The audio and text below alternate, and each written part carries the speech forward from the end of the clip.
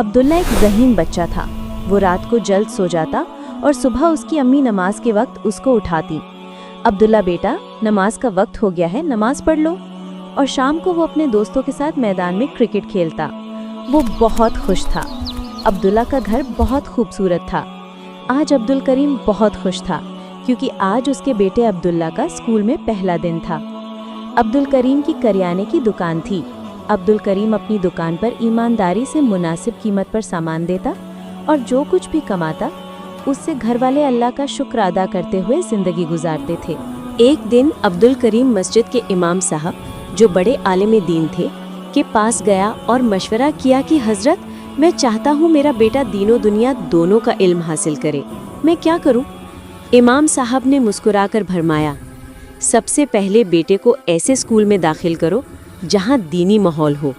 फिर जब वो पढ़ना लिखना सीख जाए तो उसे किसी अच्छे मदरसे में हिफ्ज़ कुरान के लिए भेज देना।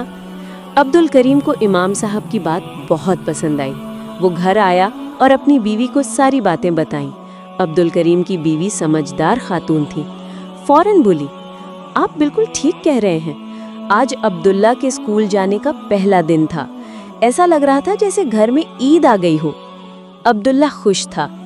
अम्मी ने अब्दुल्ला के पसंदीदा खाने के साथ लंच बॉक्स तैयार किया।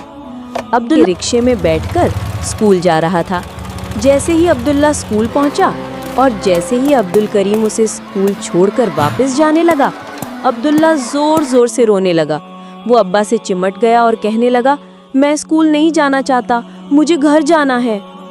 आखिरकार अब्दुल करीम ने उसे वापस घर ले आया। उसे बहुत समझाया। अब अब्दुल करीम परेशान हो गया। उसने अपनी बीवी से मशवरा किया। बीवी ने नरमी से कहा, छोटा बच्चा है, वक्त के साथ सब ठीक हो जाएगा, अब सिर्फ दुआ करें और सब्र से काम लें। अब्दुल करीम ने ऐसा ही किया। वो हर फर्ज नमाज के बाद अपने बेटे के लिए दुआ करने लगा। दूसरी तरफ अब्दुल्ला दिन भर दोस्तों के साथ खेलता और पढ़ाई की बात सुनते ही मुंह फेर लेता। एक दिन वो खेलने मैदान गया तो वहाँ कोई दोस्त मौजूद नहीं था। दूसरे दिन भी ना आया। फिर तीसरा दिन। पूरे एक हफ्ता गुजर गया, कोई नहीं आया। एक दिन दरवाजे पर दस्तक हुई। अब्दुल्ला ने दरवाज़ा खोला तो उसके सारे दोस्त खड़े थे। वो खुशी से बोला, अरे तुम सब कहाँ थे? पूरा हफ्ता क्यों नहीं आए?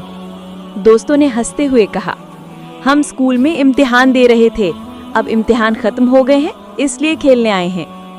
अब्दुल्ला हैरान हुआ। उसने जिंदगी में पहली बार इम्तिहान का लफ्ज़ सुना था। चुपचाप दोस्तों के साथ खेलने गया, लेकिन रात को खाने पर बैठा तो उसने अब्बा से पूछा, अब्बा जान, ये इम्तिहान क्या होता है? अब्दुल करीम ने प्यार से मुस्कुराकर कहा, बेटा, जो बच्चे स्कूल में पढ़ते हैं साल के आखिर में उनसे सवालात किए जाते हैं ताकि पता चले किसने अपने सबक को अच्छी तरह याद किया।